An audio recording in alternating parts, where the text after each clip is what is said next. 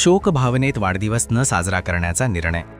भरतभाऊ माणिकराव गावित यांचे कार्यकर्ते व नागरिकांना नम्र आवाहन. दिनांक 22 फेब्रुवारी रोजी येणारा आपला वाढदिवस यावर्षी कोणत्याही प्रकारे साजरा न करण्याचा निर्णय राष्ट्रवादी काँग्रेस अजित पवार गटचे ज्येष्ठ नेते भरतभाऊ माणिकराव गावित यांनी घेतला आहे. दरवर्षी सहकारी कार्यकर्ते, मित्रपरिवार व समर्थक मोठ्या उत्साहात त्यांचा वाढदिवस साजरा करीत असतात. मात्र सध्या राज्यात निर्माण झालेल्या शोकमय वातावरणाच्या पार्श्वभूमीवर त्यांनी हा निर्णय घेतल्याचे स्पष्ट केले आहे.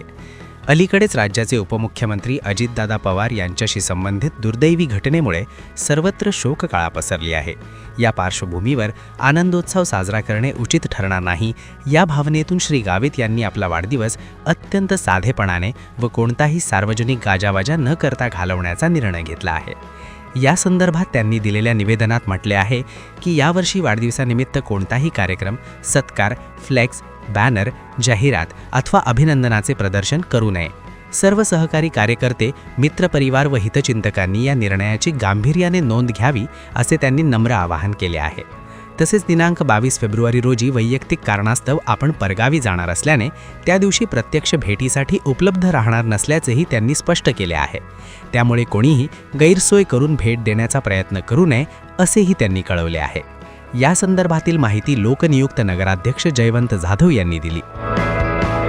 मी सर्वांना नम्रपणे विनंती करतो की उद्या दिनांक 22 फेब्रुवारी वार रविवार रोजी दरवर्षी आपण आदरणीय युवा नेते नवापूर तालुक्याचे यांचा वाढदिवस हा साजरा करत असतो.